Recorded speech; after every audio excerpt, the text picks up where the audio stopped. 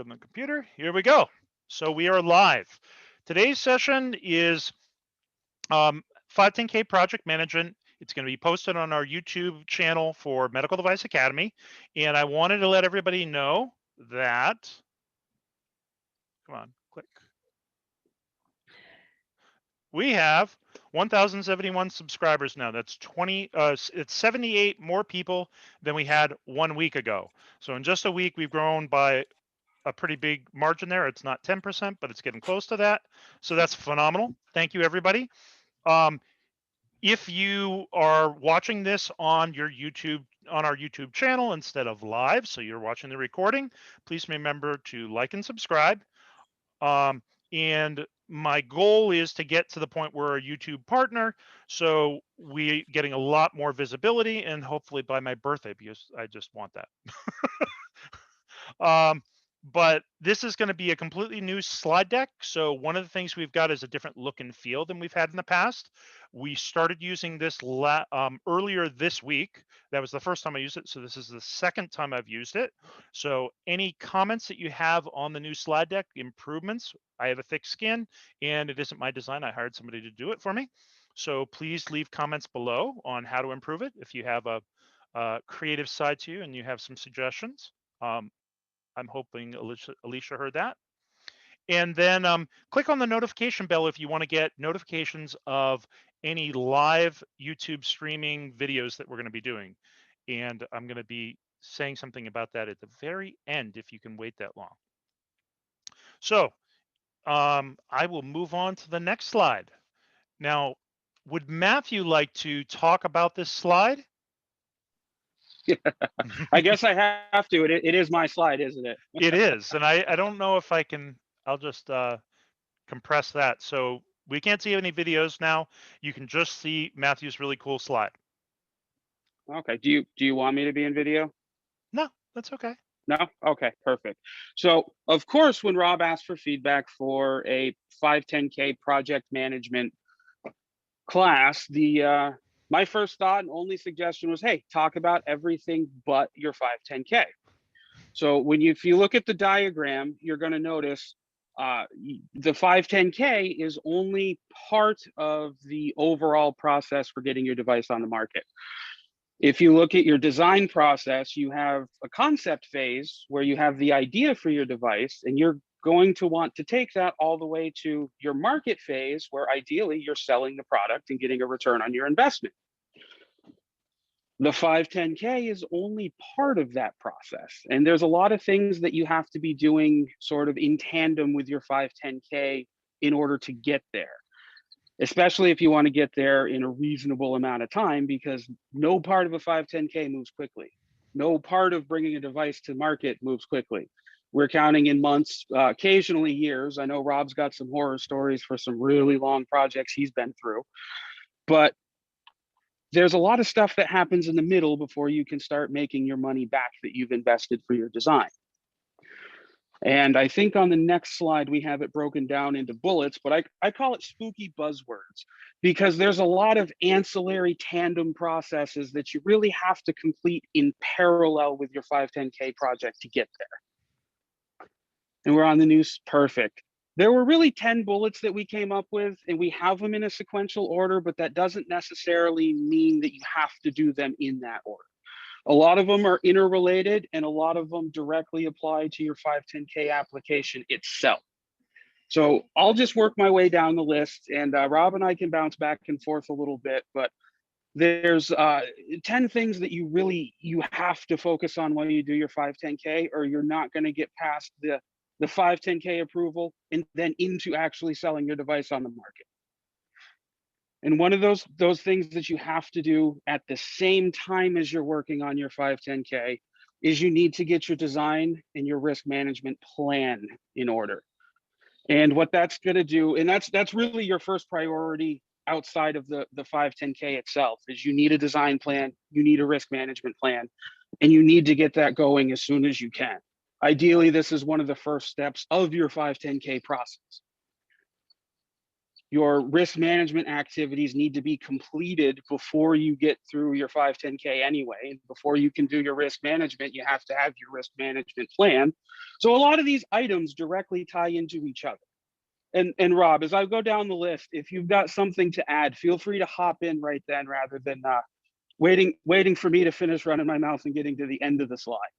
One of the things that I want to make sure that I covered is that I'm going to put a link in the comments section of the video that has a link to the blog posting that we had.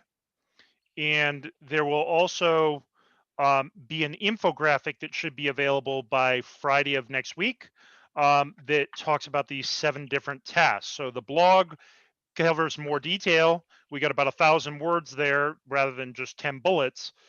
But in addition to that, we will have a presentation that I'm doing next Friday on these 10 points, a brand new slide deck for it, and an infographic. And it's going to be another webinar just on this topic. So this idea where you said, why don't we cover the stuff before, suddenly morphed into I'm giving a presentation on it. We're having an infographic and a whole brand new slide deck. So that's pretty cool. And I wasn't ever expecting it to grow that big, but this stuff all overlaps. They stagger. Some start and then stop and then start again, but they're all interrelated. And like you said, some of them might not be applicable to every product, but you need to think about it in the planning process. Is this applicable and when do I need to start it and what kind of resources? Not wait until, oh, I forgot to do that.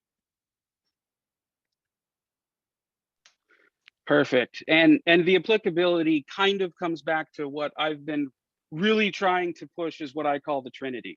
So after you have your risk management activities, an example of things that aren't necessarily applicable to every device project is going to be, hold on, gotta find it in my notes again, but cybersecurity. Not, if your device doesn't have firmware, doesn't have software, if you're designing something along the lines of if you have a new scalpel, something that's really just a mechanical device itself that has no electronic components to it, cybersecurity might not apply. And if you follow the link Rob's going to put in the chat bar, what makes that extra helpful to this presentation is we've put hyperlinks in that document to the applicable standards. So if you look at risk management, obviously right now we're talking about 14971, the 2019 edition, and that's the application of risk management to medical devices. If you happen to have an electronic device where cybersecurity applies, you're also going to want to consider AAMI's principles for medical device securities risk management standard, which is AAMI TIR 57 2016. And what I call the Trinity is going to take your risk management standard, your human factors engineering, and your cybersecurity. Because those are 3 directly interrelated processes that you can't truly have one without having the other. And if cybersecurity applies to your device, you really can't get away from it. It's part of risk management. It's part of usability. When you get into network processes, the biggest cybersecurity weakness is always going to be the human interface. And getting into human interfaces brings us to the next bullet. You have to do human factors engineering. And that is broken down into multiple parts. And it's a common occurrence with our clients that they often hit one of the bullets for human factors, but miss the other. And at this point in your project, you should be looking at your formative usability testing, which is the investigative testing exploring your device. We'll I get to the other bullet a little bit later, but I that would should be like to happening mention during. something on that particular point. Yesterday, Sharon and I were talking with a client that had done 2 510Ks or a pre-sub and a 510K, had gotten an NSE letter, had spent a lot of money, and they had done a usability study and it failed. They wrote a justification for why the 3 minor problems were not an issue, but the FDA disagreed out of 20 users. And the and Sharon was like, "Well, what are we going to have to do about that?" And I said, "That becomes their formative testing. They should have done a pilot study of maybe 10 people, discovered those problems, and then adjusted the protocol, adjusted the training, adjusted the instruction for use, and then done a summative test once they knew it was all the bugs had worked out. But because they didn't do that, That becomes their formative testing. And part of the reason why they got their NSE letter is because they weren't able to redo their usability testing in the 180 days between when they got the AI request and when that deadline comes up. On that 181st day, the FDA automatically withdraws their submission. Back to you. Okay, not a problem. And that's something we bump into on a semi-regular basis. Your formative testing informs the validation testing at the very end. So it's very difficult to try to jump straight to the validation if you don't have the previous formative studies to back it up. And that doesn't necessarily mean full-scale studies. There's a lot of things that go into it, but it should be happening during your 510K process. Don't wait until the end, or you might not get your 510K approved. If you happen to have one of the software or electronic devices, you're going to also have to get into your software validation before you get your 510K clearance. So if you have to worry about cybersecurity for your risk management, you also need to worry about validating the software that's incorporated within your 510K itself. One of the things that does pop up as well is you need to get into your quality system. You should have a process control in place for qualifying your suppliers before your 510K is finished. And the reason that's important is because you're likely going to be going through suppliers to get prototypes, you're going to be building molds, you're going to be getting things from what should be a qualified supplier. And you don't want to get to the point where you're doing prototype testing and find out that you have to redo some of your studies because the process wasn't validated, you didn't have a qualified supplier, and you don't have records of conformity with that part of the process. And a very, very similar concept for your labeling and your instructions for use requirements. And all of these bullets are interrelated because when you get to validating your label and validating your instructions for use, that goes straight back to your formative and summative human factors engineering test. So much of that is the human interaction with your device, not just how is the device meant to be used, but how are users actually going to interact with it in the field. And you have to do that before your 510K clearance. It's if you wait until you submitted your 510K, it's too late. You have to catch these problems before that device can make it onto the market. It's even before you do your testing. If you don't catch a problem with the instruction for use before you do your usability testing, you're probably going to fail your usability testing. Yeah, and the reason that the usability is so important is if you read the FDA's guidance document on it, they have a human factors engineering and usability guidance from 2016 is the most current one right now. They explicitly state that your HFE or your usability validation is just a single portion of the design validation for your device. So you have to have a validated usability study in order to have a fully validated device design. And sometimes we get clients that come to us because they didn't get to that portion. The FDA caught it, and now they have to start from scratch with the formative testing for a device design they thought was ready for submission. Packaging specifications are again very similar to validation for your labeling and your IFU. It's something that you have to have before you get to the end stages of your product. And that kind of wraps into you should be implementing your quality system as you go. If you are going to be a manufacturer and you are going to market a device, you're going to have a quality system. And that should be being implemented as you're going through the development of your 510K. You don't want to wait until you're ready for submission to suddenly review, sign, and approve all the process controls for it. Because you're going, oh, sorry, cut you off again, Rob. No, I was interrupting, sorry. How long will that take an average startup company to start from scratch and to finish it? And how much will it cost them? For basic timelines, I wouldn't plan on any faster than about 4 to 6 months. The process to really do it correctly from the start, it takes time, and it can take potentially longer than it takes for your 510K project. Especially smaller companies with less staff, it's only so many hours in a day. This could easily be 6 months. And if you're purchasing EQMS software, if you're buying the procedures and customizing them to yourself, this could easily be a project that breaks 10 grand. Okay. That sound I about right, Rob? Yeah, I put you right on the spot to ask the question to see how well you'd handle it. I know what I say all the time, but that's right in line with what I would tell companies. And it's usually the question I get from CEOs of startup companies, like, okay, how much is this going to cost and how long is it going to take? And the call I had right before this, that was the question the guy wanted. And I was like, well, you can stay on and that probably will get answered, but I will have it also in our proposal to you. But that's the answer you get. It's going to take you 4 to 6 months, and it's going to cost. If you buy procedures from us, that's 7,500. But then if you add an electronic quality system on top of that, that's going to add a few thousand too.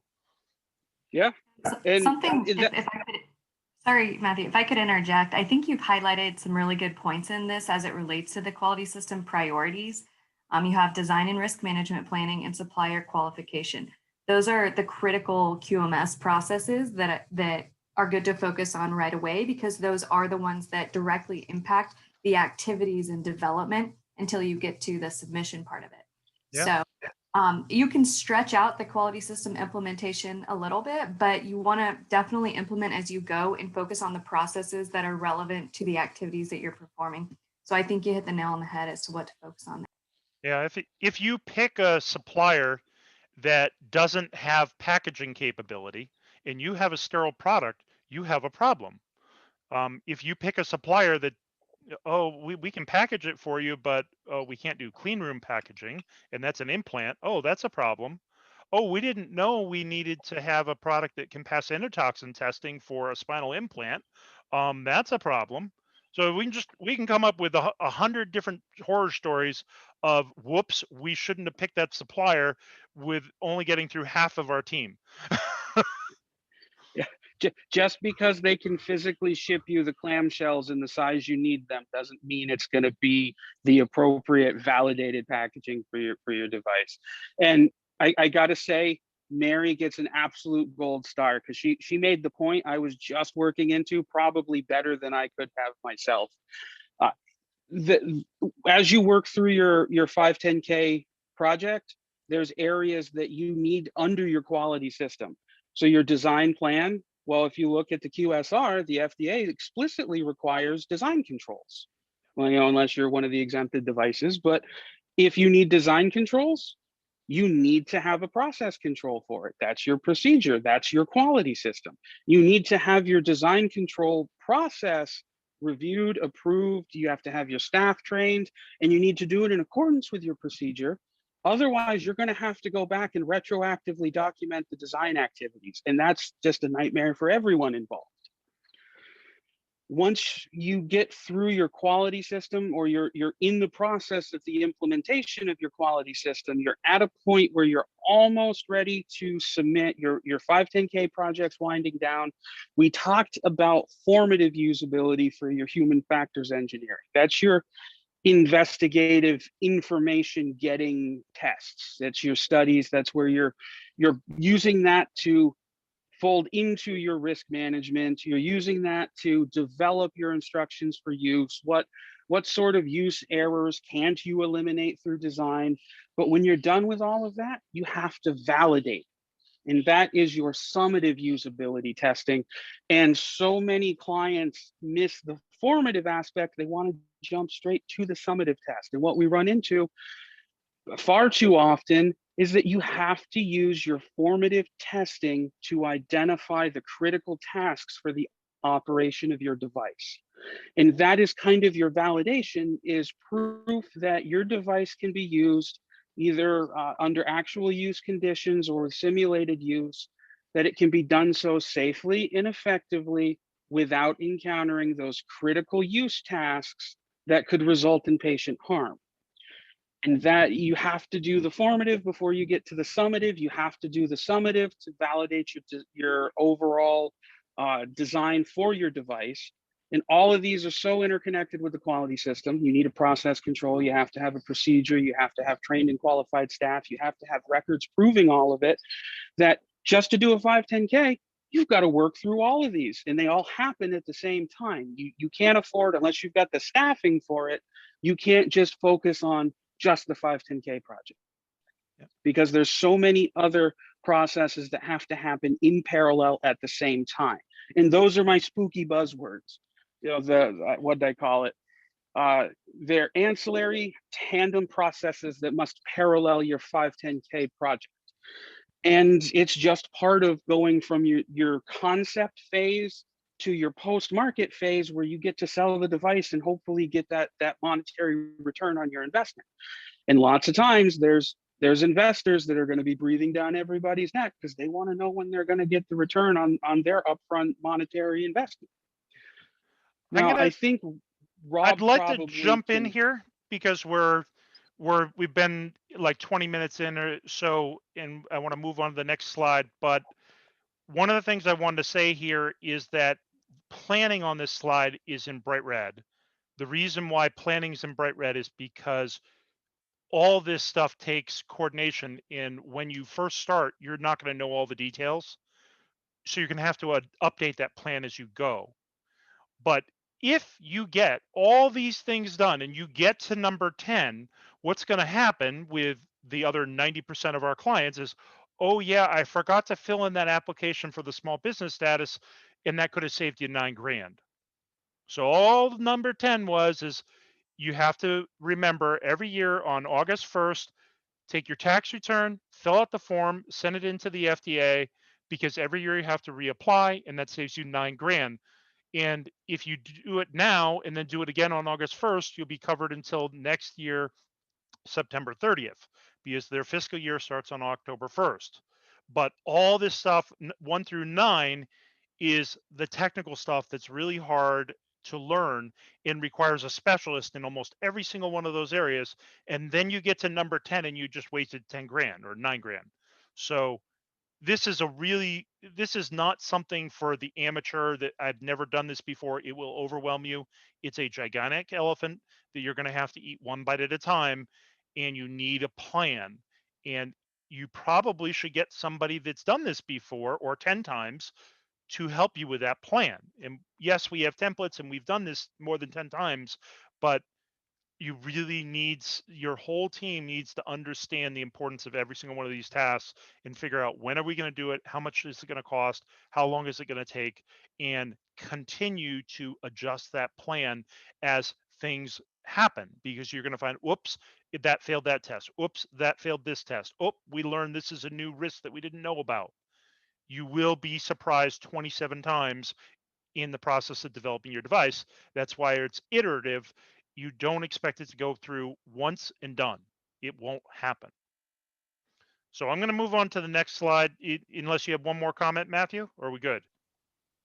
Nope, that was the end to wrap it up. Just a key point is you don't get small business status by default. You have to apply for it. It's a proactive measure. Otherwise, you're going to be stuck paying a regular fee. The next slide here was an idea from Mary Martinez. So Mary, would you like to unmute and talk a little bit about this? Yes. So I'm fairly new to the regulatory affairs world, and one of the main lessons that I've learned so far is that you always have to look at your previous submissions. And this kind of seems very obvious now that I know this, but I think especially if you're working on a submission that is not necessarily like a next generation device, it can be hard, or it can be easy to forget to look at your previous submissions. So I think moving now, from now on, I'll always look into the previous submissions, just make sure that we're identifying them in this new submission, that you reference any sort of deficiency letters that the FDA had in the past, especially like RTA holds, AI holds, because all of these really have FDA's guidance on, or any feedback that they had on your previous submissions. So it's really important to look back at them and address any concerns that they had in the past, make sure that you're addressing them in this new submission. And one good way to do that is to create a response memo in your new 510K submission, So kind of have like a table where you address FDA's previous concerns and then identify how you're addressing them now. And other than identifying your previous submissions, I think it's also really important to clearly describe the relationship between your past submissions and this new submission, especially if you're thinking of maybe reusing some test reports like for biocompatibility or electrical safety. I've definitely seen RTAs where the FDA is not very clear on the relationship between your new submission and the past one. So I think those are good things to remember and just be really clear about in your new submission. Yeah, we just had a 510K that got cleared this week, and that submission, we had actually, it was my third NSE ever. So Mary had one, I had two. This was my second one ever, and our firm's third ever. In that NSE letter, we knew some of the problems, and they related to usability. So we had to go back and redo usability testing because we didn't have enough time within the 180 days to get it done. So, and that wasn't the client I was thinking of when I mentioned it earlier, because it's happened so many times with so many different clients. It's very common. But Sharon and I were looking at a submission yesterday where the FDA, in their AI letter to the company, that they weren't able to finish everything within the 180 days, the FDA actually said again, and they said it multiple times, like, we told you to do this again, please submit a supplement with a draft testing protocol so we can give you feedback on it. And they said, we say again, please do this. Why? Because companies don't listen and they think they have all the answers because they're the designer of the device. But the FDA has look at 3,000 submissions a year, and they have experts in human factors that are evaluating the human factors section. So unless you have a degree in human factors, you probably don't know more than them about a human factors study. You know more about your device, but not the human factors study. And so they can identify very quickly, this is going to be a potential problem for you. They may not have the answer on how to fix it, but they can identify the problems very quickly because they see them over and over again. So I encourage you, make sure that you submit these protocols to them in a pre-sub, and we cover that in another slide too. So something I would add to this, and this is great, Mary. Something I didn't even learn until recently was, as far as addressing previous FDA comments and feedback, it's not just about the deficiencies. And one example I'll give is I had a pre-sub with a client. We proposed a method of statistical analysis for evaluating their device. And then some things changed since the pre-sub. They even picked a different predicate. They used a different method of analysis. So they ended up aligning with the predicate, which was great, perfectly acceptable, but different than what they had proposed in the pre-sub. So we did get questions back about, well, you said you were going to do it this way. Now you did it this way. We want to see both. Or why don't you need to do the other way? Like, what are you communicating differently? So if you change your plan from what the FDA agreed to in your pre-sub, you might also want to include some justification as to why you made that change after they had already agreed to it. So that was just something I learned recently. I wanted to throw out there as well. I think Sharon's got a similar situation with an animal study where the FDA wants it one way, and the company is learned that that's not feasible. They want to do it a different way. So they got to go back to the FDA with a supplement protocol to give that feedback to the FDA and try to get an agreement, because you're not going to spend hundreds of thousands of dollars on an animal study and find out that the FDA is not going to accept your data and you got to repeat it a second time. I'm going to go on to the next slide here for time's sake. I think Mary was also contributed the content on this one as well. Yeah, and I think this one is actually kind of related to the last one, whereas from my experience, I've seen that the RTAs that I've personally received are usually relating to special controls that we forgot to address and things like that. So this is why I think like lesson number 2 for me has definitely been to always triple check the guidance documents, the product codes, the regulations, everything, just to make sure that you're not leaving anything behind and that you're addressing any sort of special requirement that the FDA has for your kind of device. And I think specifically for guidance documents is really important because one guidance document about a specific type of device references like 5 more guidance documents. So it's always really important to be sure that you're following all of the requirements, because I think it's easy to be working on the submission and think, oh, I got the device description, the labeling, the testing, I did everything. But then the FDA comes back with all these special requests that you need to follow. And I think it's easy to miss some of them. So it's always good to triple check for them. And one point that you added here, Rob, is that the pre-sub is a good time to ask for that. So I definitely agree that a pre-submission meeting should be a place for you to make sure that you're not missing any special requirements that the FDA expects. Okay.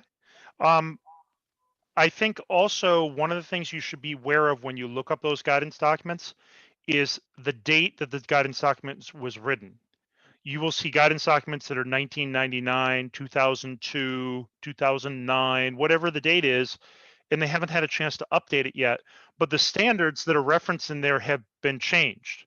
So it might not even have the same number anymore, but they're referencing that standard. And you're like, well, I can't find it anywhere, so it must not apply, or it doesn't exist, or it's obsolete. What do I do? You have to look for the most recent one and consider the date that that guidance was written. Mhm. You were asking me before, like what I meant by number 5. We just recently did a training on the eStar templates. So eStar is a pilot program that the FDA did to create a better tool for people to submit 510Ks. There's the eStar pilot, but they also had an e-submitter pilot, and then they have the e-copy program, which is the normal way of submitting a 510K. Well, in the eStar template, they've got tons of guidance documents. And so whenever you select like this device is sterile and you click on the radio button that says yes, or drop down menu that says yes versus no, depending on how you answer the question, guidance documents will pop up or they won't. So if you are trying to plan and try to figure out what's applicable, you might go to the eStar template and start filling some of those questions in early, because it will help you realize, oh, I got to worry about that guidance document. So that should be very early on in your planning stages, that it should be one of the things you're doing way before you're saying this is design freeze and we're going to start our testing. You want to be looking at that template and find out, did I include all the guidance documents?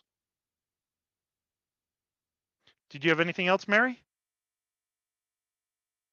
No, I think that pretty much covers it all. And I'm honestly really excited about the eStar. It sounds like it's like mm, drafting a submission while doing the RTA checklist. So All that's in really one. nice. Yeah. Exactly. And it's at the same time, it eliminates 2 of the forms that we are already filling out, which is the cover sheet and the indication for use form. Mhm. I'll go on to our next slide here. And this particular slide here, one of the people had said, I think it was Bhumika. Is Bhumika on the line? You were saying how this helped you um, make sure you wanted to have this available before you even started looking at what the client had for data. Can you describe that a little Yes. bit more? Yeah. So what happens is most of the time the client says they have all the testing reports ready and they claim that the testing is all dusted and done. But in order to uh, for the project, I think it's always better to have a testing plan ready. So it will help us identify the missing reports and identify gaps as early on in the project, and let the client know what is missing from their end. And at times it has also happened that when I started off with one of the projects, um, I had a question for Sharon, and it was about what if the testings are not mentioned in the special controls guidance document. And if the product doesn't have a special controls guidance, how are we going to recognize the different testings? So one thing she said was identify different predicates and gather reports, testings, standards from there. So that was one thing I even if the client doesn't want it, I make sure that I have a testing plan ready. So it's much easier for us to go back to the client and say, hey, see, this is missing. It's better to have it early on and have this communicated with the client, because one of the projects, I think even you also agree, Rob, one of the client that we're working with, they always try to cut corners to get the 510K submission out of the door as soon as possible, but it's always getting it done right the first time you know Yeah, so yeah, testing plan is this is my experience. you always have to, you always as a consultant, you have to say, this is what I expect to happen based on experience. Is this an item on the RTA checklist, so it's going to get caught right away? Is it something they can't avoid because they're always looking for it with this type of device, or is this something that they may not ask about? So, vibration and drop testing, shipping testing on the secondary packaging for a bundle, probably not going to get asked. It's not even something that's in that E-star template. But wireless coexistence testing for a device that the only change you're making is adding Bluetooth, guaranteed. That's the first question they're going to have is, well, you're adding Bluetooth, so where's the coexistence testing? Because that and the FCC certification are the two things they expect. Everything else is, oh, well, you're going to revalidate your software. So you might only show me an abbreviated revalidation, but those two tests are new. And so if I don't see the certification from the FCC on the wireless Bluetooth device or component, and I don't see the wireless coexistence testing, well, timeout, RTA. And this particular one's that we were thinking of is going off to a third-party reviewer. So this third-party reviewer is actually going to be in some ways tougher and more meticulous than the FDA, because they don't want the FDA to come back to them and say you forgot something. They're going to do it in half the time the FDA does, so that's nice. But we don't want to have it hit the third-party reviewer and go, oh, timeout, you didn't do this. So it's really valuable to have this testing plan up front.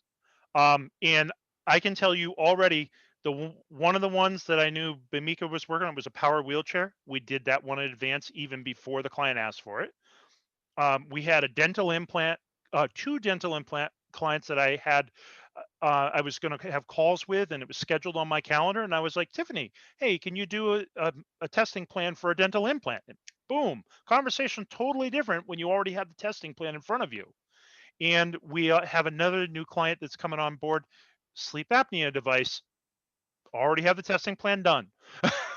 So client signs the invoice and here's your testing plan. So we had already had those done. So that's really nice. And it doesn't take us very long to create these testing plans. And they don't even cost very much money, but it really helps you in your planning of your design if you know what testing is needed. And we check to make sure we're using the most current ones, and we list the guidance. And if you're one of the lucky 70 people that went onto our website and registered that way, so you're listening to the live session right now, you actually got an email with this slide deck in a native format. And that image that you're seeing there, that's actually a table that you can drop right into your Word document. And now you have our template that we use for our testing plan. And so that's where we start. And then from there, we do all those things on this previous slide. So that's where we started, and then we do these 5 steps. So when we give you a testing plan, we're not just looking at the 3-letter product code and writing down the standards that are there. We're doing all these other things too. Anything else you wanted to add, Bamika? No, I think you did talk about it. Okay. I am going to make sure that I already made sure that we have this template, the live template, going out to people as an email. So if you registered on the website for this on the 510K project management page, then you'll get this. If you're just watching the YouTube video, you're going to have to go to our website and find it. Okay, next slide here. This is Sharon's addition to it. And this was the first thing she came up with, is the things that people forget.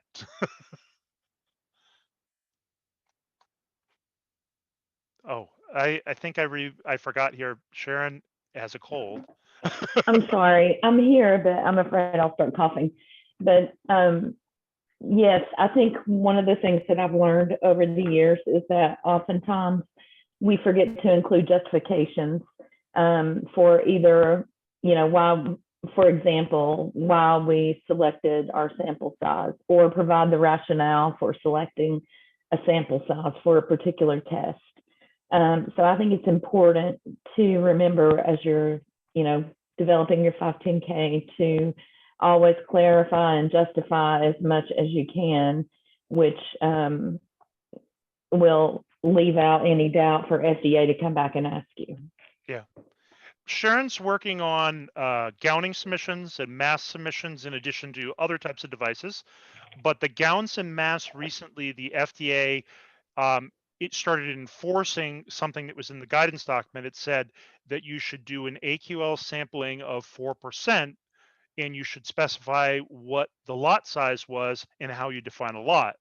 And, oh, by the way, we want this done on 3 non-consecutive lots.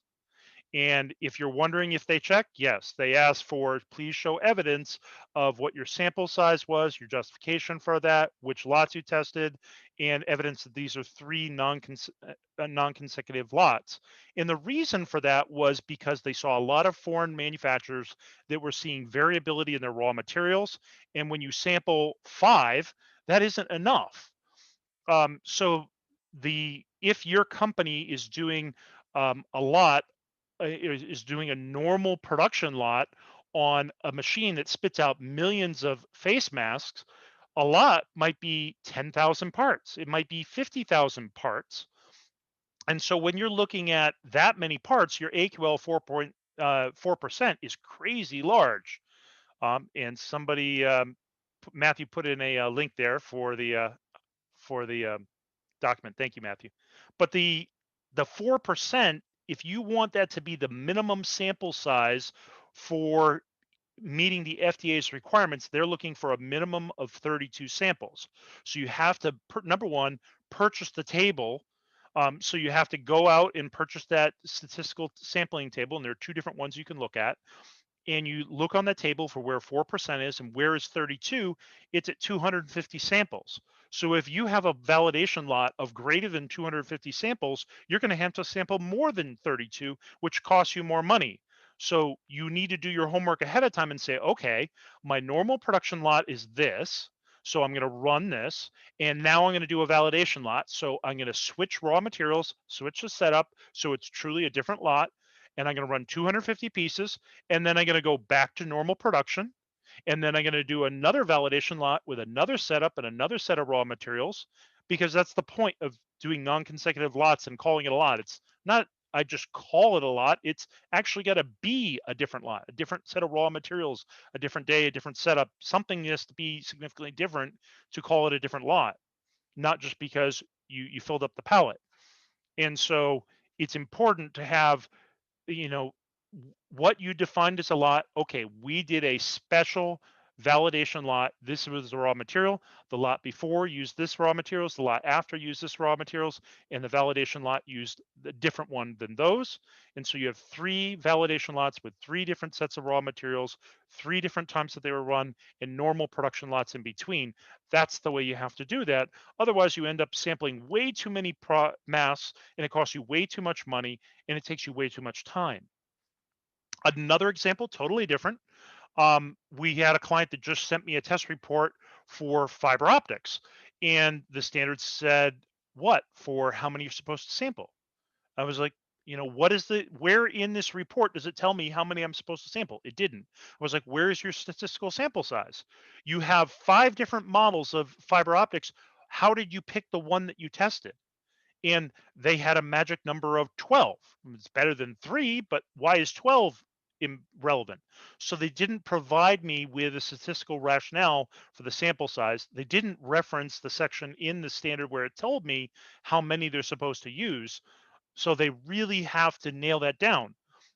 What if you have, and this was a comment by Thomas, so thank you, Thomas. What about the sample size if your lot size is always 1? So a patient-specific implant. I actually work for Conformis. They were the first company to have patient-matched um, knee implants, and we had patient-matched instruments as well. And so when we were doing that, um, the part that was patient-matched is the implant, but also the instrumentation. And so when we were trying to show um, show the production process had been validated, we had to actually do a process validation where we would make samples that were dog bones. So we would make ones that were ASTM standard dog bones, and we would put them at different orientations on the tray. But then we'd also make parts, and we would pick what is the worst case scenario, the smallest part, the largest part. It depends on the test. So if we were doing biocompatibility, they made one that was 1.5 times bigger than my knee, and I'm 6'6" and 300 pounds. That's a gigantic knee. So we would use that as the worst case scenario for surface area. And then we would have another one that is the smallest one for fracture testing. But we would make multiple of that for the validation purposes. So you have to justify what is your worst case scenario. And even though your sample size might only be 1 in a patient specific situation, one of the things they specifically say for 3D printing is that for 3D printed parts, you need to tell them how you're building it. Are you starting on a clean tray or platform every time and building one part for one patient? Or are you building multiple patients on the same platform at the same time? And when you're doing validation of something like that, you may be doing a special validation build of a hypothetical patient part that's oversized or undersized at the extreme, that's the limit of what your design specification is, rather than an actual patient specific implant. Or it might be for a cadaver study. So, you might say, we need to do this testing. But even in cadaver studies, you're typically going to be comparing your device to a predicate device, and you're going to be doing a non-inferiority statistical sampling. And Mary's done this for another client where you discuss with the FDA what is the statistical plan on how you're going to determine how many cadavers to test. And that's based on your estimate of what the performance is going to be, what the variability is going to be, and what it's going to take to show non-inferiority against the predicate device. And so even though your sample size is 1, it's patient specific, you're going to be testing each of those against a predicate device and showing non-inferiority. And in that particular example I gave, you might use the cadaver um, as its own control.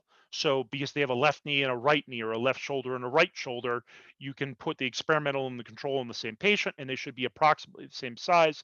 And if you randomize left and right between the two and have a certain sample size justified in your statistical analysis, that will suffice.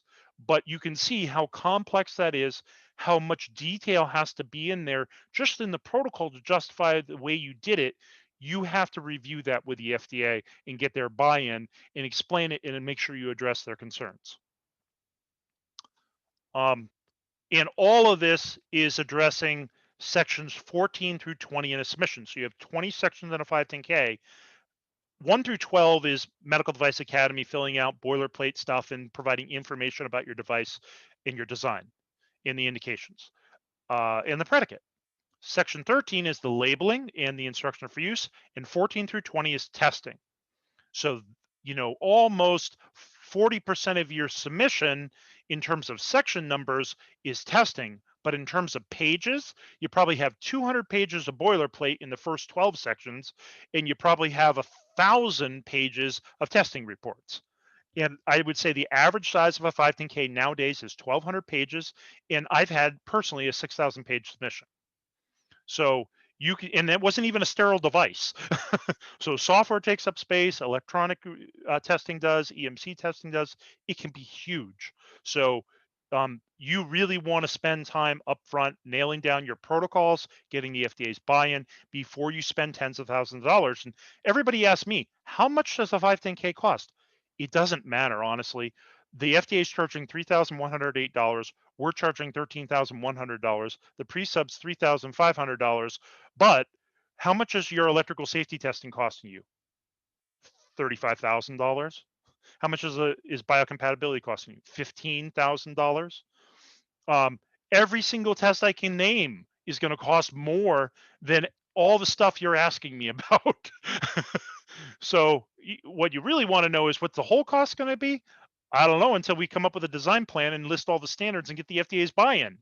Because we had a client today that found out, oh, by the way, it's going to be double what you expected for the number of animals that are going to have to be in this animal study, and it's going to be double the cost per animal because of what you're asking for. So therefore, it's going to be 5 times the original estimate. Oh, we don't have a budget for that.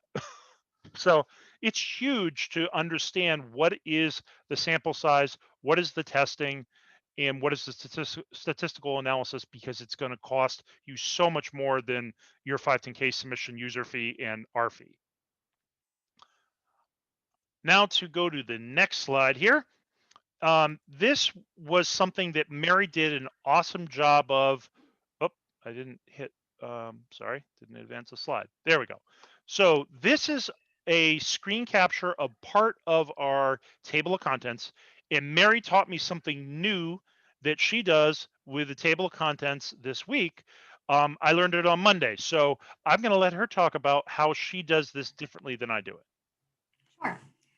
So just to kind of start at the beginning, the table of contents is something that we kind of build out at the beginning of a 510K project, similar to what Mary was talking about in Bhumika, identifying what are going to be the core deliverables within your submission and really mapping it out, like Matthew said, planning out the entire submission and the required testing and deliverables, and building that out into a table of contents. And this serves as a complete list of the required deliverables that you and your team are going to need to produce in order to submit your 510K. So we use the table of contents as our project management tool to keep track of the status of different documents and the outstanding information needed to complete them. So Rob has introduced some handy color coding to help us quickly identify the status of documents. Red means that document's completely outstanding, has not been drafted, has not been started, need to get rolling on those. The ones in yellow means that they have been started or drafted, but there's still information needed. Anything in blue is going to ultimately require a signature prior to completion, and anything in green is good to go. So that's a general way that we manage the different documents within the submission. But something that's also helpful from a project management perspective is using this to identify who's responsible for each deliverable. When you're working on devices, you're going to have different team members that are going to be responsible for different things: sterilization, biocompatibility, software development, electrical safety. So you're going to have different people assigned different responsibilities. So it's also good to assign the deliverables to the respective people as well. That's also another way when we touch base weekly on our submissions, we go through this list and see all the outstanding information, and if there's anybody that has questions or comments or issues with a document, it's a way to quickly go through everything and make sure everything's on track and any dependencies are worked out as you go. Some of these documents have repetitive information in them, such as like the indications for use show up in 5 different places. So it's also an easy place where if you do make any changes, you go to the table of contents and highlight and mention where that change needs to be implemented. So it's more than just a table of contents. It can be a really useful tool in managing the overall project and implementation of all the documentation. I wanted to point out 2 other things here. One, we're always updating our templates. So if you buy our 510K course templates, you're going to get the current ones we're using right now. And in section 3 here, item number 4, we just added that to remind ourselves to ask a client that might have talked with the FDA before they ever met us that, oh, by the way, did you have any discussions with the FDA and have a pre-submission meeting that we need to address? So we added that, forcing us to delete the line item if they didn't do that. So that's really helpful to us, just as a sort of a poke yoke solution to make sure that we always ask that question, because it's going to be read until we either delete it or put that in there. Another thing that I wanted to point out is that um, when um, when we're doing these submissions, I've got a bunch of notes in red. Sometimes, if you're the 510K consultant, you're the person writing that in to remind yourself you don't have time to do it right now, but I'm going to go back to it and I'm going to make those changes. Like Mary said, I got to change the indications in 4 different places. Well, there's another possibility, and that is if you are a regulatory affairs manager in a moderate sized company and you're trying to train a team of people like I am, you might have somebody that is a summer intern that is coming in, and you can show them, I need you to make this change in these 4 places, and show them one and say, the table of contents, I've identified these other 4 places you need to do it. Can you please do that? They can go in and do that. They can copy and paste things just as well as anybody. And so this is one way they learn to navigate around that, and they get familiarity with the pieces of the 510K submission. So if you're hiring an intern this summer, 2021, and you're working on some 510Ks, you might do something similar to what we do, where we make notes for ourselves, but you could also make notes for your intern. Hey, I need you to help with this. So they're learning their way around a 510K. They're helping you. They're expanding what you're capable of doing in an 8, 10, 12, 14-hour day. And now you get this stuff done, and they get the training they need, and they have a little guidance, and you can go back, yep, they did that, yep, they did that, yep, they did it. Awesome. So I can change these all to green. So you could even put some color coding in there so they indicate that it's done. And my assistant does that for me. So I'm like, I need you to make these changes, and she'll do that. I might have I popped all the software validation documents in the software section. Could you please number them and add them to the table of contents? And she'll do that.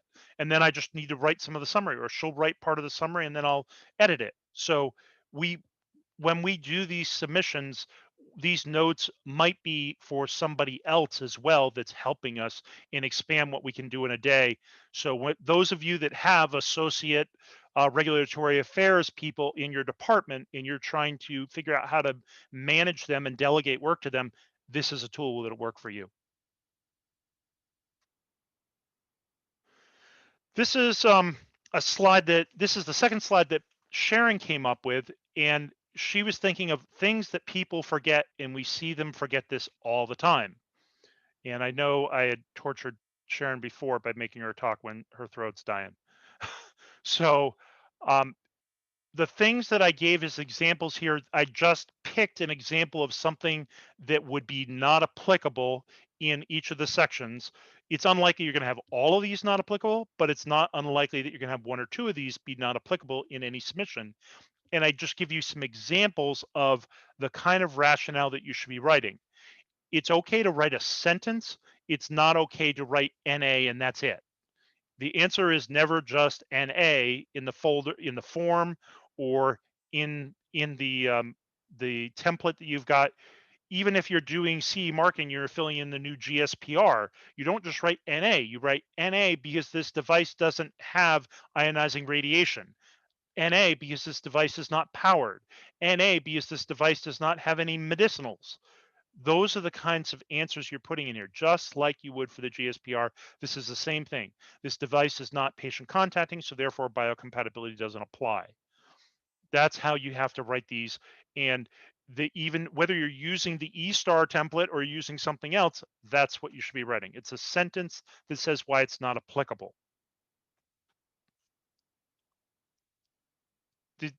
Sharon, did you have anything else you wanted to add there?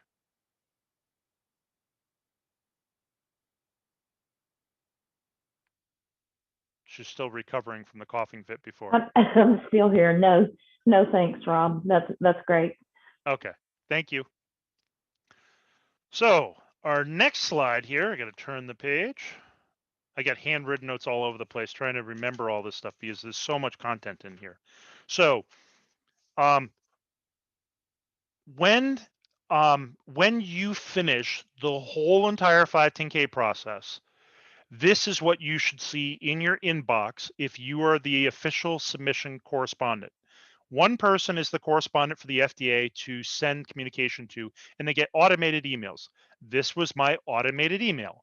It has the substantial equivalence letter on the left. In the middle, it has the indication for use form, which is FDA form 3881. And on the right, it has the 510K summary. If we had chosen to do the 510K statement, then it would be a 510K statement instead. So those are the three documents that you're going to see. That is your SE letter from the FDA. Those three documents are your letter, and the letter is technically only the first document. But this is your submission from the FDA saying you got 510K cleared. And this was last night, by the way. So this is what you want to see. But when you think about how you should plan your 510K submission, think about what's going to be the very end. The very end is going to be this 510K summary that has a table. So in that 510K summary that has a substantial equivalence table, you're going to have to provide that to the FDA, and you might want to think about it. So Mary, do you want to talk about that a little bit? Mary Martinez? Yes, yes. So this is something that Mary Vater actually taught me once, which is that honestly, the most valuable way to start a project when you're trying to kick off a project from the beginning, we found that one of the most useful forms is actually the substantial equivalence table. And this is because it's really like a high level, but still very descriptive table summary of your whole 510K submission. But specifically the substantial equivalence comparison table, it really captures the essence of what a 510K even is, which is, proving that your device is substantially equivalent to the predicate device. So the way that we like to start our substantial equivalence table is by first identifying either one potential predicate or maybe two, even three, if you're still considering a few other ones, and just listing them on the table. And then in this table, you can outline different things like the product code, the regulation, indications for use, a device description, patient population, intended user, and even the testing that the predicate has done. So once you have all that information listed for your predicate, it's really easy for you to kind of follow them instead of you trying to, for example, draft your indications for use from scratch. If you really have no idea what your indications for use will be, I mean, you know what your device is doing, but the best thing to do is to look at the predicates indications for use and try to mimic those as closely as you can, just so that it'll help the FDA determine that your device is substantially equivalent. So it's with things like that and the testing that they've done. A lot of 510K summaries include the testing that the predicates have done. So just being able to see that is a really nice guide for you to follow in knowing what testing you should also be doing. So yeah, I really think that the substantial equivalence table is really, really useful in capturing almost like your strategy for this 510K and also just the information that you should be comparing and making sure that you're providing enough information to support your substantial equivalence claim. Thank you, Mary. Mm-hmm. This particular slide here, so let me see if I can. This particular slide here is showing the FDA decision tree for substantial equivalence. So when I'm trying to explain to somebody what the substantial equivalence comparison really is, I use this slide. And this is actually something the FDA has to fill out or a third-party reviewer has to fill out. And the first question is the device that you're using as the predicate legally marketed? So one definition of that is, well, it's registered and listed. So the answer is yes. Another possibility is a startup company managed to get the product cleared, but then they ran out of money, and so it could be legally marketed, but it's not because um, the company isn't manufacturing it right now. So both are possible, but if it falls in the latter category, you should really discuss using that and the eligibility of that with the FDA before you go ahead and proceed with your testing. Another thing to keep in mind is sometimes the FDA says, no, that's not an acceptable predicate because that product was removed from the market for safety reasons. And that's happened to me more than once. So it's a really important question to verify with the FDA in a pre-sub, is that an acceptable predicate? If it's currently marketed and you know there isn't any recall for it and it's registered and listed with the FDA, then you're probably safe. But if you can't find that on the company's website and find it for sale, then you might want to check on that. The second item is the indication for use. So decision number 2 is, does it have the same intended use? Well, a lot of people get confused between intended use and indication for use, and the FDA has migrated over time to be much more conservative in what they mean. What they mean is indication for use, even though that's not what the regulation says. And they've even gone so far as to say they want it to be identical. So I had literally one word was different and not a word that would have made a significant difference in the meaning at all. And the FDA made me change that word. Um, I have also had them say, no, you can't say that. You have to say this because that's all we'll allow for an OTC claim. I have also seen where they're like, you said it's identical, but it's not identical because you changed the brand name. Well, duh, I changed the brand name in the indication because it's our device, not the predicate device, but you can't say it's identical if it's not identical. So these are the things, that's the level of scrutiny the FDA gets to in reviewing your indication for use. So any trying to keep a product with the same indication for use in Europe as you have in the US is very challenging, and you may not be able to do that. So you need to be aware of that and think strategically about what is your predicate and what indication for use do I want. And I'm working through that right now with a client. We're specifically targeting going after a de novo because we want a specific wording for the indication for use for reimbursement purposes. And that's very different than what you normally do in a strategy meeting. You're trying to, what is the fastest way to get a 510K? Just copy somebody else's indications. But that also has repercussions in reimbursement. The third decision is, do the devices have the same technological characteristics? So if you are from China and you're trying to make a cheaper version of somebody else's thermometer that's going to measure with infrared technology the temperature of my forehead, and you're just copying somebody else's, maybe it's a different color plastic or something, slightly smaller or larger display, fine. That's the same technological characteristics. They're both battery powered, they're both infrared, they're both measuring temperature. They're measuring it over the same range. They're measuring it on the forehead. They're non-contacting. They're OTC use. That's what they mean by technological characteristics. It's made of plastic. It has an LCD display that's monochrome. It only gives me the temperature. It only gives it to me in Fahrenheit or Celsius, and I can toggle between the two. That's what they mean by technological characteristics. So if you change any one of those things, where it's used, who it's used by, what it's made out of, how it's powered, any of those things change. Now you have introduced a difference and you have to go to question 4. And the question is, does that technological difference raise any different questions of safety or effectiveness? And one of the ones I ran across is we were stimulating the same nerve on the body, but one did it electrically, one did it mechanically. The mechanical one was safer, worked better, and the FDA still said it posed a different question of risk, and therefore you need to do a de novo. Not what the company wanted to hear. They had to do a lot more clinical testing as a result, and it delayed their launch, and it was a lot more expensive. So that little difference of mechanical versus electrical, working on the same part of the body by the same users for the exact same indication, they didn't even change the indication. It was literally the exact same wording. That didn't matter.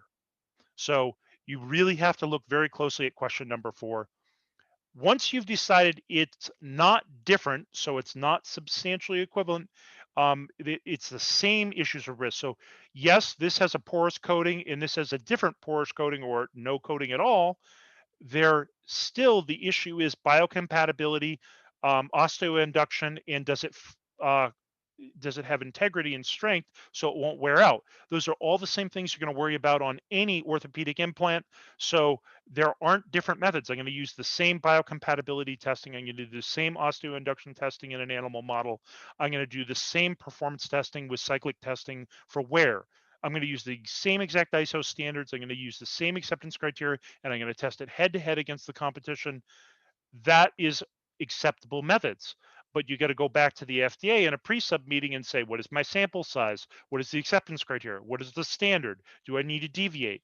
Is it going to be aged? Is it going to be sterile? How many samples am I going to do? All this stuff comes into play. What is the worst case scenario? Is it the smallest part, the biggest part? There are so many things to keep in mind for number 5A, and that's what your testing plan is. And then last but not least, does the data demonstrate substantial equivalence? And you have two choices. Option 1, non-inferior to. Option 2, equivalent. You're not trying to show superiority, you're trying to show equivalence or non-inferiority, and usually non-inferiority is the easier one to prove. So that's your 6-part decision tree for substantial equivalence. Okay, on this next item here, and I'm going to move a little bit faster because we're already over an hour, folks, and I know I've lost a lot of people that just aren't going to stay all day. But should you do a pre-sub? Should you request a pre-submission meeting with the FDA? And that's a really important question right now, because right now the FDA is still in pandemic mode. They have enormous number of EUAs they're trying to process, enormous number of COVID applications that they're trying to approve, not to mention all the masks, all the gowns that they have to evaluate. They are overwhelmed, and they can't process things in the amount of time that they used to. So the first thing to go is the pre-subs, because you're not paying for them. So they're actually refusing them in some cases. And sometimes you're just not getting them in the timeline you want. So instead of 60 to 75 days, we used to say, I request the 60th day, 61st, and 62nd. Well, they're coming back with 4, 5, 6 months from now saying, we'll give you a date. So, and people say, well, what if you have breakthrough designation? One of those was a breakthrough designation. So 5 months later, the breakthrough device finally gets a meeting. And I have had de novo devices. I had life-saving devices. It doesn't matter. They just don't have the resources. And if you're going to an IVD department or you're going to infection control, good luck. We have our first pre-sub. We requested it back in August of last year. We have it on Monday is when that is for something going to the infection control group. So that's what the lead time is. Late August to now. So that's a lot of months. So that's the longest I've ever heard of, but that's how long it took. And so you may not want to do a pre-sub, and we listed all the reasons why you should do a pre-sub and why you need a pre-sub and what to submit in a pre-sub, but you might be faced with, well, you don't have any choice. This is the best you can do. So in those cases, you're going to have to do the best you can possibly do to come up with a fantastic testing plan and look at every single guidance document. And something to keep in mind, when you submit your 510K, you want to cushion against the things that are going to take more than 180 days to finish. Because if the issue is I have to redo a packaging validation, I can probably do that if I have some sterile age samples around. So I might make extra samples just in case I have to repeat a test. So think about that when you're making your plans. Make some extra samples, hold them aside so you can do extra testing if the FDA requires it and you're not stuck dead in the water. But most tests can be done in the 180 days they give you to respond to an RTA or an AI response memo. One question we had from Thomas again, what if you don't have all the info on your predicate design as a startup company? So you can present to the FDA what information you do have. You can make some assumptions, but you can also say this might change. This is a prototype. Those are things you can do. You can copy what the predicate device did. But they're assuming this, what does the FDA say? And like Mary had said before, if you make a change, then you can provide a rationale. We changed this, so therefore we made this adjustment in our testing plan accordingly. So that's something you can do.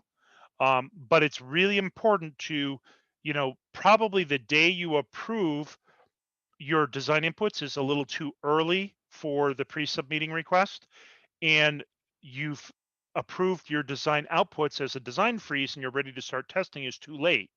So that is the iterative product development cycle that's in the middle, and that usually is not 3 weeks. That's usually months, sometimes more than a year. So you've got to pick the right timing and think about how long it's taking the FDA to respond to things.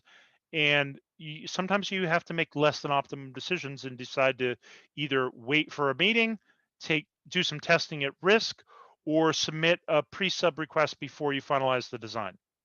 It is possible to submit an amendment to the FDA on a pre-sub, but if they've already started reviewing your submission, they may not be willing to look at that information, and you should be prepared for that possibility. So a lot of people think, well, I'll just tell the FDA I change it, and they'll review that new data. Not necessarily. So I hope that answers your question, Thomas. If not, feel free to redirect. Okay, next slide here. So what should you include in your pre-sub? So these are things that I put in here in the pre-sub. And the reason why I put them in here is because they're the things that people don't give me. They're usually pretty good about giving me a device description, giving me draft labeling, and asking some of the questions, but they don't give me protocols, because the protocols take time and they might not be the ones writing the protocols. But it's important to have those protocols and this background information so the FDA can give you better feedback on your proposed plan. So if you're going to do biocompatibility testing, you should have a biological evaluation plan in accordance with 10993/2018.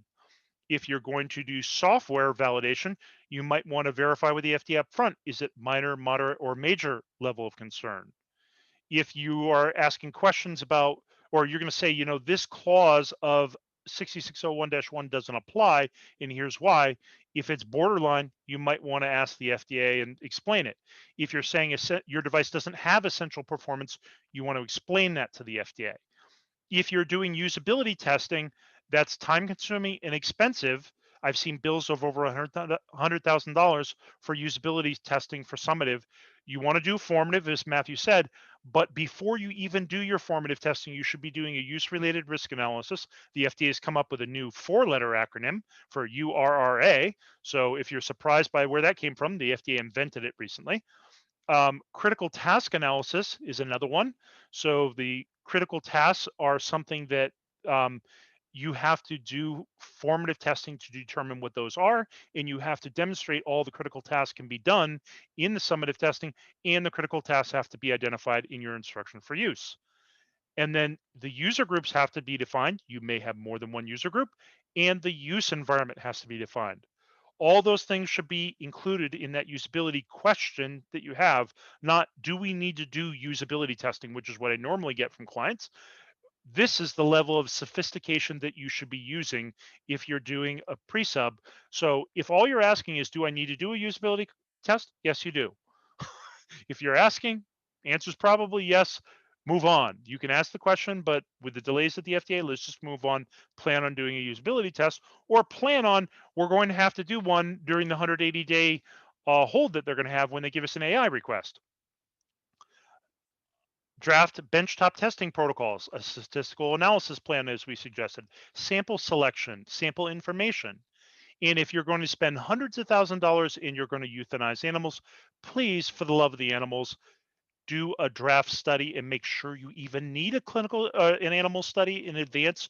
Try to pick the right model. Listen to your animal study experts. Make sure that this is necessary, because if it can be done in a human model, that's much, much better. And it will be much more effective in giving the FDA confidence with safety and efficacy. If it's a high risk implant, you may have to do an animal study, as one of our clients is faced with right now. But trust me, you really want to try to avoid that if you can. And then the last but not least, draft clinical study plan. If you are doing a clinical study, you need to have informed consent. You have to have investigator brochure. You have to have the patient brochure, the patient information that you're going to provide. You have to have a case report form. You have to have a protocol. You have to have site selection. You have to identify your PI, and I'm not even started. So there's financial disclosure form. All this stuff, that's all the pre stuff. You haven't even started the study. And that's the kind of stuff that the FDA should be reviewing. And you got to think, am I going to do this as in a what do they call it? EFS study, early feasibility study. So in an early feasibility study, you could potentially extend that into the pivotal study later, and you might ask for an email response, and you might get that answer back. So there's a strategy to all of this, and that's why you need people writing these protocols for you in advance and submitting them to the FDA in a pre-sub. If you've already done 2-3 pre-subs and you've already had the protocol reviewed, probably getting them to finally agree and dot the I's and cross the T's and sign your protocol is not necessary. But if you haven't had a pre-sub meeting and you're going to do a clinical study, you need to check up for a second and make sure that you've dotted your I's and crossed your T's. I have a couple more chat questions here, so I'm going to try to address those. Okay, the first one here was also from Thomas. I answered his question partially, that I was kind of afraid of that.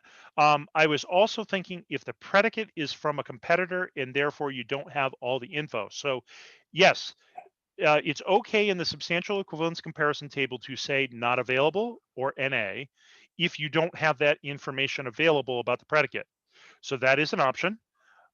It is no longer a requirement to do head-to-head testing with a competitor product that is the predicate. That it's no longer required. You can also use an alternate method, which is to demonstrate it's adequate for the intended use. So that's an option. There are also standards that you could apply if they're recognized standards or validated test methods. That's also another method that you could use. So those are options. If you have more questions about that, Thomas, probably the best approach is to schedule a call with us.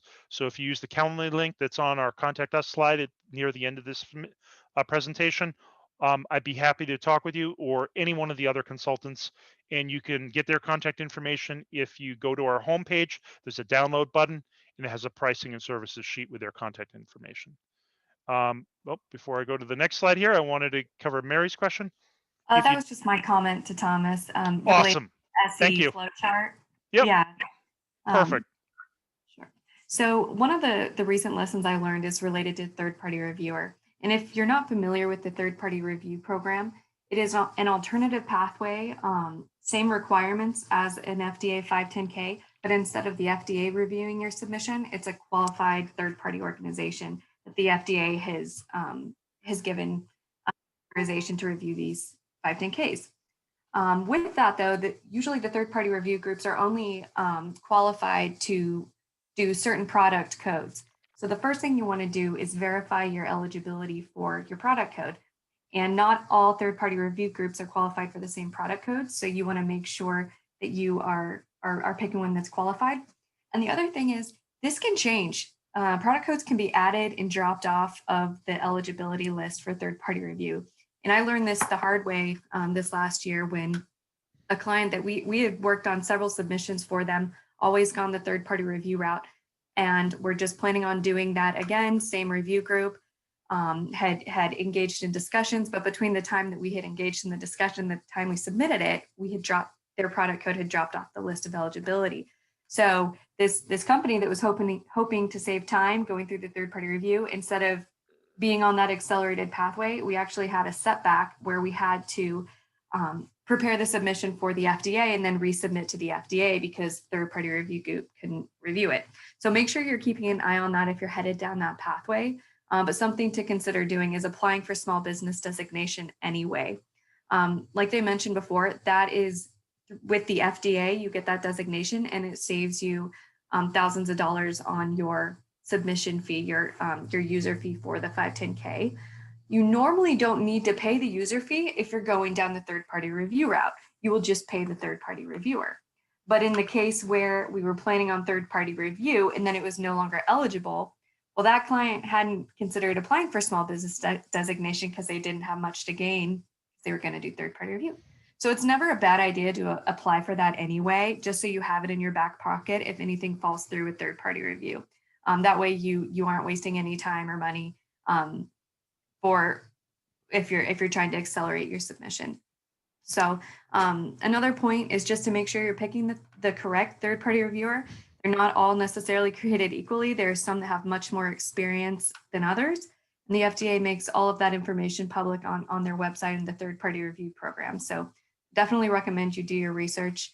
And then finally, they do have slightly different formatting requirements for third-party review as it relates to the user fee cover sheet. Like I said, it would be different for third-party review payment. And then also they require you to submit the RTA checklist to them, whereas the FDA, it's an optional deliverable. And then the last thing is when you submit your e-copy to the third-party reviewer, you have to include 2 flash drives with the complete submission. And every time you submit a response, whether that's an RTA or AI response, you have to include 2 flash drives, one for the third-party reviewer and one for the FDA. So you want to make sure you're following all the requirements for the third-party review groups. Otherwise, they'll tell you good effort, but try again.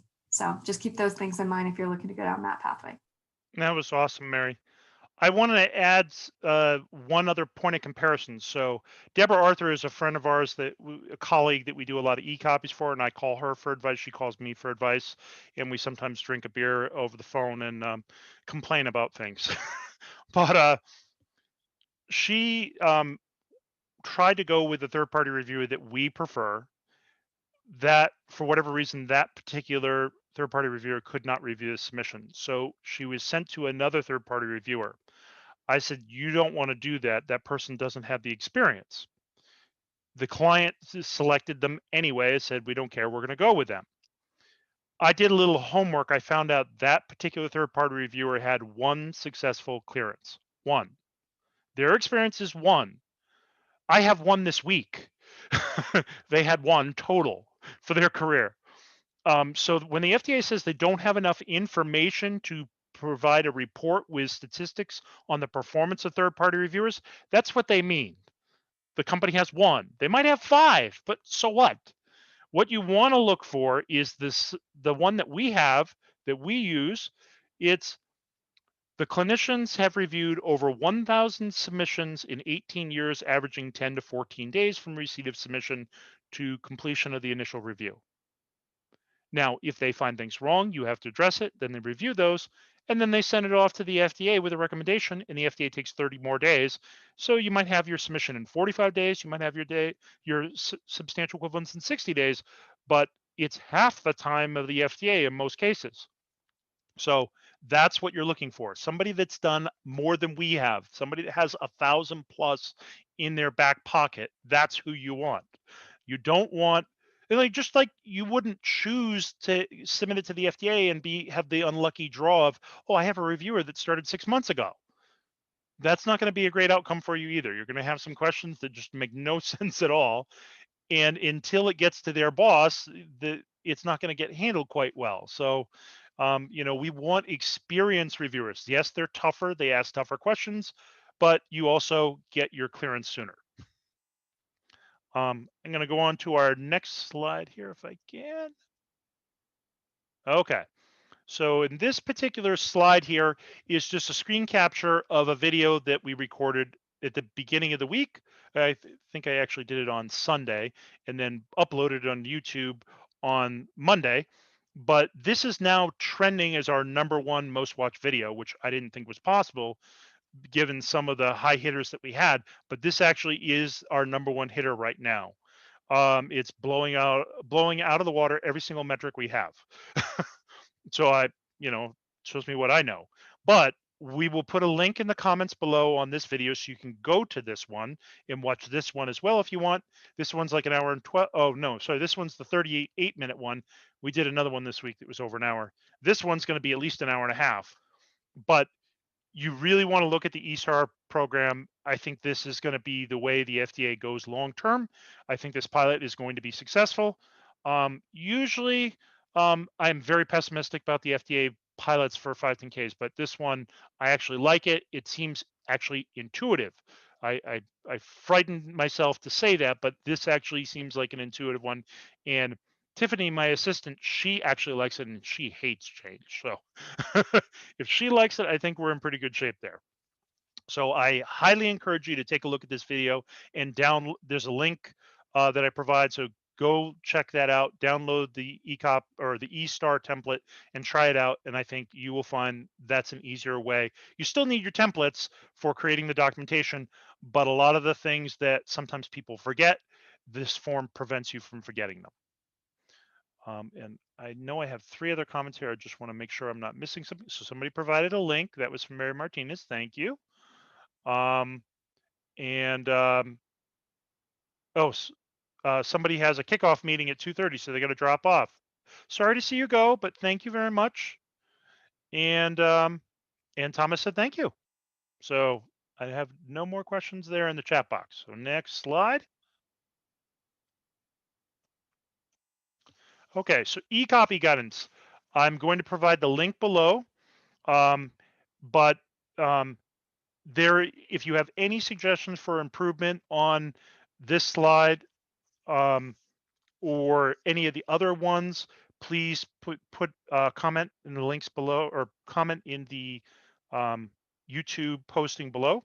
But this particular one, we're going to put a link down below for our eCopy page. So those of you that don't want to do your own eCopy or don't know how, or you got an eCopy hold letter, we can help you out. We do this every day. We have even competitors sending us e-copies, and that's what we do. We put in their K number, we write replacement e-copy on it, we do e-copy validation and everything, and then we drive 4 miles down the road and drop it off at FedEx. We're in the middle of the country here in Vermont, so there's no traffic between here and there. I can even walk, and it's gorgeous summer weather here. So just send it on. And because we're in a pandemic, I've lowered the price. So other people like to gouge people during pandemics, and that's not acceptable to me. So we lowered our price to 99 bucks for anybody that needs an e-copy and can't leave the house because of where they're located, particularly if you're overseas and you're in lockdown. All you have to do is send it to us and we'll take care of it. And I'm more than happy to sign an NDA for you. Tiffany does this almost every day, and I think Sharon's sending her one today, as a matter of fact. So this slide, if you are watching this video, please don't forget to like and subscribe. And if you want to receive notification automatically of any live YouTube events that we're doing, and we're going to be doing one soon, please don't forget to ring the little bell to get notified. And in addition to that, thank you, Bhumika. That was a great idea. Don't forget to leave comments. So please leave comments. We have thick skin. Give a suggestion for improvement. I'm trying to improve the quality of the slide decks, the quality of the content. Ask questions. Don't give us proprietary information in your questions, but unless you're having a private meeting with us, but make sure that you ask questions, and I guarantee you there's somebody else that's going to benefit from those questions too. And there's our contact information. So if you're interested in having a call with me, here's my calendar link. You can schedule a meeting on my calendar. The first meeting's free. You can also have my phone number. That's Google Voice, and it'll ring to my phone or my computer. And then there's email as well. So you can email me. And we have a contact us page. We have other contacts for other consultants. And on the home page, you can hit download.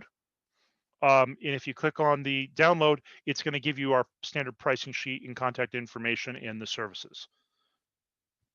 So thank you very much, everybody. I really appreciate it. And if those of you that have time to stick around, I have one more little thing.